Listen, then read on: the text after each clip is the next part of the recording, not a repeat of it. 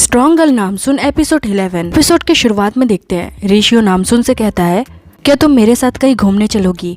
और फिर यहाँ पर रिशियो नामसुन को अपनी दिल की बात भी बता देता है कि वो उसे पसंद करता है और नामसुन नर्वस होने लगती है। तब रिशियो उससे कहता है अभी बताने की जरूरत नहीं है, मैं इसके लिए रुक सकता हूँ। और तभी नामसुन के पास गुमजू का कॉल आता है। उसे नामिन के बारे में पता चलता है, इसलिए वो रिशियो से कहती है मुझे कोई जरूरी काम आ गया है तो मुझे जाना होगा और मैं कल भी नहीं आऊंगी। वहीं दूसरी तरफ हिशिक के पास उसके सीनियर का मैसेज आता है और वह हिशिक को अपने घर पर बुला रहे थे। हिशिक भी जल्दी से उनके घर पहुंचता है और अंदर जाकर देखते हैं कि डोंगसुक नीचे गिरा हुआ था। हिशिक उन्हें उठाने की कोशिश करता है पर वो नहीं उठते और हिशिक के फोन पर एक और मैसेज आता है जो डोंगसुक के तरफ से ही था। उसमें लिखा था कि सेल्फ में मैंने अपनी ब्राउन डायरी रखी है और हिशिक उनके सेल्फ में से वो ब्राउन डायरी निकाल लेता है। इसके बाद हिशिक अपनी टीम को भी कॉल करके इसके बारे में बताता है और ये जानकर उन्हें भी काफी दुख होता है। वहीं दूसरी तरफ हम गुमजू को देखते हैं। जब से उसे नामिन के बारे में पता चला है वो अपने आप को संभाल ही नहीं पाती, जल्दी से बोंगो के स्टूडियो में पहुंचती है और फिर वो नामिन की यह हालत देखकर बोंगो को डांटने लगती है कि उसने उसका ध्यान क्यों नहीं रखा। और तभी यहाँ पर नामसुन भी आ जाती है पर बोंगो को समझ नहीं आ रहा था कि वो ऐसा क्यों कह रही है। गुमजू बताती है कि वो वेट लूज के लिए जो दवाई ले रहा था वो दवाई नहीं बल्कि ड्रग्स था। ये जानकर बोंगो भी सरप्राइज्ड हो जाता है और वो कहता है इसलिए नामिन ने खाना खाना छोड़ दिया था। उसे अपने बेटे नामिन के लिए बहुत ही बुरा लगता है। इसके बाद बाहर एम्बुलेंस भी आ जाती है और तब नामसुन को याद आता है कि इसका एंटीडोट भी है। उन दोनों को बताती है कि इस ड्रग का एंटीडोट भी है। आगे हम इनको हॉस्पिटल में देखते हैं जहाँ पर गुमजू नामिन का फोन मांग रही थी ताकि उसे उस अकाउंट के बारे में पता चले जहाँ से नामिन ने इस ड्रग के लिए पेमेंट किया होगा। पर बोंगो नामिन का फोन ले लेता है और कहता है इसका पता मैं लगा लूंगा, जिसने भी मेरे बेटे की ये हालत की है मैं उनको नहीं छोड़ने वाला। और वो गुस्से में यहाँ से निकल जाता है। गुमजू नामसुन से कहती है तुम्हारे डैड अभी बहुत ही गुस्से में है, तुम उनके साथ जाओ। और फिर नामसुन भी बाहर चली जाती है। उनको पहले बैंक में काम किया करता था इसलिए वो अपने कॉन्टेक्ट को कॉल लगाता है और इस अकाउंट की जानकारी निकालने के लिए कहता है, लेकिन ये इलीगल था इसलिए कोई भी उसकी हेल्प करने से मना कर देते हैं। तभी यहाँ पर नामसुन आती है और कहती है सबसे पहले हमें पुलिस की मदद लेनी चाहिए। जिसके बाद ये पुलिस स्टेशन आ जाते हैं पर यहाँ पर ऑफिसर भी उन्हें अकाउंट की इन्फॉर्मेशन देने से मना कर देती है। तब बोंगो उससे कहता है मेरे बेटे की जान खतरे में है और ये अकाउंट नंबर जिसका है उनके पास इसकी दवाई भी है, प्लीज मुझे इसकी जानकारी निकाल के दे दो। ऑफिसर ने भी इस अकाउंट की जानकारी निकाल ली थी। तो इनडायरेक्टली उनसे कहती है किसी की अकाउंट की जानकारी देना इलीगल है, अगर मैं यहाँ पर नहीं होती और मेरे पीछे से कोई जानकारी निकाल लेता तो इसकी जिम्मेदार मैं नहीं होती। जिसके बाद वो वॉशरूम के बहाने से यहाँ से चली जाती है और बोंगो कंप्यूटर से वो इन्फॉर्मेशन ले लेता है और नामसुन उसे कॉपी में लिख लेती है। ये अकाउंट किसी बेघर आदमी का था और नामसुन को याद आता है कि बेघर लोगों की जानकारी जीहुन से ज्यादा किसी को नहीं होगी। जिसके बाद नामसुन जीहुन को कॉल करके हेल्प के लिए पूछती है और जब वो बाहर आती है तो वो अपने डैड को देखकर बहुत ही सैड हो जाती है। वो उनसे कहती है आप चिंता मत कीजिए, नामिन बिल्कुल ठीक हो जाएगा, प्लीज हमारी हेल्प करेगी। तो बोंगो कहता है मुझे किसी पर भी भरोसा नहीं है और पुलिस पर तो बिल्कुल नहीं है। जब तुम खो गई थी तो मैं पुलिस स्टेशन में ही सोया करता था पर किसी ने कुछ नहीं किया क्योंकि कोई कोशिश ही नहीं करना चाहता था। ये हॉस्पिटल में देखते हैं नामिन को होश आता है और वो होश में आते ही पानी के लिए पूछने लगता है। गुमजू उसे रोकने लगती है। इस ड्रग की वजह से नामिन के अंदर भी ताकत आ गई थी। वो चीजों को उठाकर पटकने लगता है और फिर गुमजू उसे पकड़कर कंट्रोल में लाती है। वो उससे पूछती है कि तुम्हें ये दवाई किसने दी थी और नामिन बताता है कि कैफे में एक लड़की आई थी, उसने पतले होने के नाम पर मुझे ये दवाई दी। फिर गुमजू उससे कहती है चाहे कुछ भी हो जाए मैं तुम्हें कुछ नहीं होने दूंगी। इसके बाद वो जुगना को कॉल लगाती है और कहती है तुम्हें आगे का प्लान पता है ना। वही हम रिशियो को देखते हैं। उसका मैनेजर आकर बताता है कि आज नामसुन काम पर नहीं आई है। आगे हम गिलजुंग को नामिन के कैफे में आते हुए देखते हैं। मिस्टर शियो उसके पास आते हैं और नामिन के बारे में पूछते हैं पर वो हॉस्पिटल में क्यों भर्ती हुआ ये गिलजुंग को भी नहीं पता। जिसके बाद मिस्टर शियो उससे कहते हैं आप परेशान मत होइए, आपके हस्बैंड से मैं बात करूंगा, लेकिन अभी उनकी बड़ी सर्जरी हुई है तो मैं इसका फायदा नहीं उठा सकता और तब तक उसे वेट करना होगा। आगे गुमजू को देखते हैं। उसने जुगना को कॉल करके बुला लिया था और अब वो उन दोनों को आगे का प्लान शुरू करने को कह देती है। वहीं रिशियो नामसुन को कई बार कॉल कर रहा था पर नामसुन कोई भी रिप्लाई नहीं देती। के बाद रिशियो के पास उसके क्लाइंट का कॉल आने लगता है और कॉल उठाने पर पता चलता है पैकेज का 4885 यूनिट गायब है और उनके पास वो माल पहुंचा ही नहीं। ये जानकर रेशियो को बहुत हैरानी होती है। वहीं दूसरी तरफ से वो क्लाइंट कहती है, अगर 24 घंटे के अंदर मुझे मेरा पैकेज नहीं मिला तो लापरवाही का अंजाम तुम जानते हो। कॉल रखने के बाद रेशियो गुस्से में कहता है, इन्हें लगता है अभी भी मैं 10 साल का वही छोटा बच्चा एंथोर हूँ। हम फ्लैशबैक में देखते हैं, एक बार रेशियो अपने दोस्त के साथ पेवल माफिया ग्रुप के चुंगल से भाग निकला था। जब उसका दोस्त थककर नीचे गिर गया तो उसने रेशियो यानी एंथोर को भागने के लिए कहा, क्योंकि अगर वो फिर से उनके हाथों में आते तो मारे जाते। और एंथोर उससे कहता है, हम दोनों साथ में जाएंगे, बड़े होने के बाद हम दोनों इनसे बदला जरूर लेंगे। अब प्रेजेंट में रेशियो कॉल करके उस ड्राइवर को बुलाता है जिसने उस पैकेज को डिलीवर किया था। आगे हम हेशिक और उसके पूरे टीम को फ्यूनरल पर देखते हैं। उनके बॉस के जाने के बाद वो लोग काफी दुखी थे। उस ब्राउन डायरी में उन्होंने ड्रग्स के बारे में सब कुछ लिखा। उसके अंदर एक पेन ड्राइव भी थी और ड्रग्स को कैसे मंगवाते हैं और कैसे सप्लाई किया जाता है इसकी सारी इन्फॉर्मेशन भी उन्होंने लिख रखी थी। यानी कि इस केस को उन्होंने सॉल्व करने के लिए अपने आप को विक्टिम बनने दिया, जिससे उन्हें ड्रग्स की सारी इन्फॉर्मेशन मिल सके। ये सबूत लेकर वो कमिश्नर के पास नहीं जा सकते, क्योंकि इससे वो नशेड़ी पुलिस वाले घोषित हो जाएंगे। अपने बॉस के लिए ये लोग ऐसा बिल्कुल नहीं चाहते। तभी हेशिक खड़ा होता है और कहीं जाने लगता है। योंगताक उसे रोकता है और पूछता है कि तुम कहाँ पर जा रहे हो, और हेशिक उनसे कहता है, आप लोग यहीं पर रुकिए, हमारे सर काफी अकेले हो गए थे। जिसके बाद वो बिना बताए यहाँ से निकल जाता है। दूसरी तरफ हम रेशियो को देखते हैं। वो ड्राइवर उसके ऑफिस में आता है।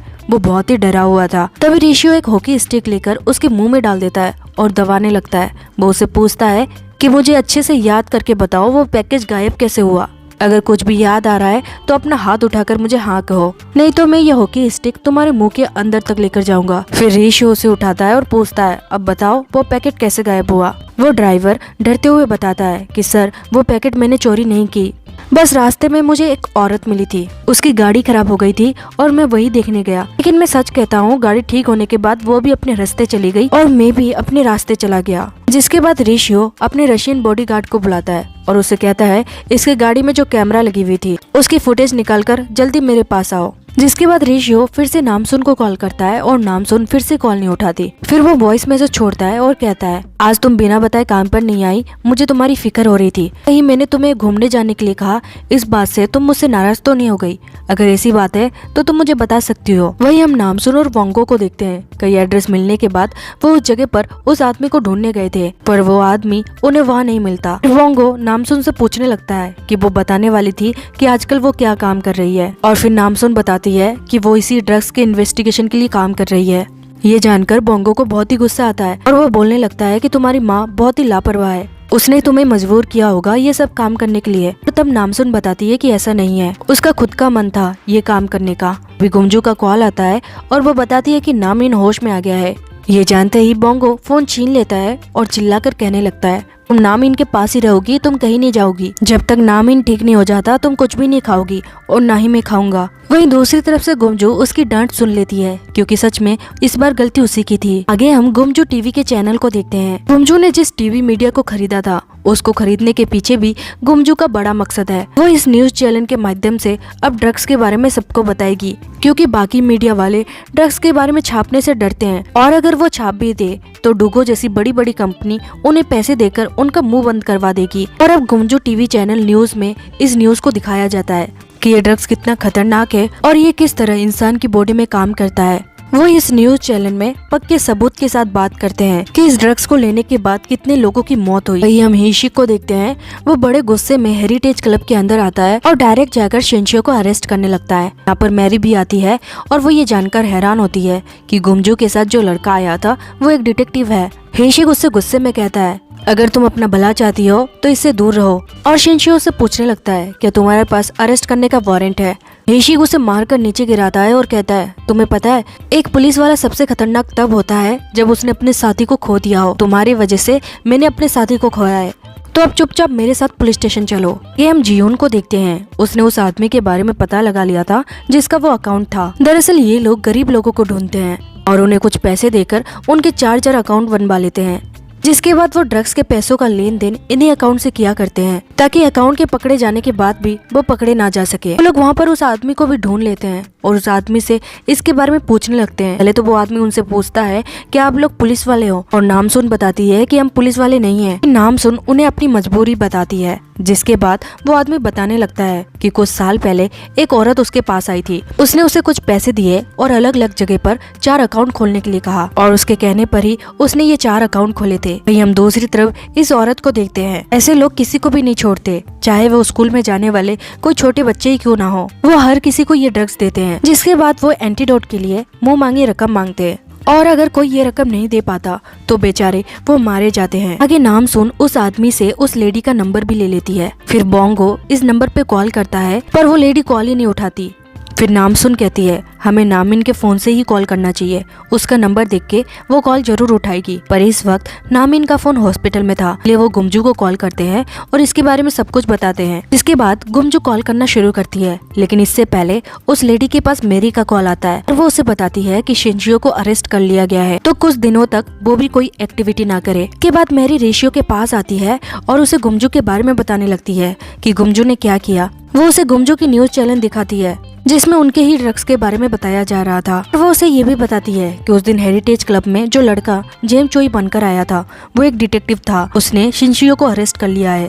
वो कहने लगती है अगर शिनशियो ने सब कुछ बता दिया तो क्या होगा, और फिर रेशियो उससे कहता है क्या तुम मुझे एक छोटा बच्चा समझती हो, अब शिनशियो ज्यादा टाइम के लिए जिंदा नहीं रहेगा। तभी वहाँ पर वो रशियन गार्ड उस ट्रैक्टर की फोटोज लेकर आता है और रेशियो देखता है कि उसमें हिशिक था, जिसमें उसने एक लेडी का गेटअप कर रखा था, और ये देखकर उसे और भी गुस्सा आता है। वो कहता है अब इसे मैं जिंदा नहीं छोड़ने वाला। वही हम हिशिक को देखते हैं, वो शिनशियो से पूछताछ कर रहा था, पर शिनशियो कुछ भी मानने को तैयार नहीं था। हिशिक उसके सामने सारे सबूत रखता है और कहता है जब तुम कैदी को ड्रग्स देकर गए थे उसकी फुटेज भी मेरे पास है, अब चाहे तुम कुछ भी कर लो तुम नहीं बच पाओगे, और अगर बच भी गया तो वो उसे नहीं छोड़ने वाला। ये देखते हैं गुमजो उस लेडी को फोन कर करके परेशान हो जाती है, पर वो कॉल ही नहीं उठाती। इसके बाद गुमजो अपना दिमाग लगाती है और उसे मैसेज सेंड करती है। उसमें वो लिखती है कि मुझे वो एंटीडोट चाहिए, इसके लिए मैं तुम्हें मुंह मांगी रकम दूंगी और ये सारे पैसे मैं तुम्हें कैश में दूंगी, अगर अकाउंट में दूंगी तो तुम्हें सबको हिस्सा देना पड़ेगा, इसलिए मैं ये सारी रकम तुम्हें कैश में दूंगी,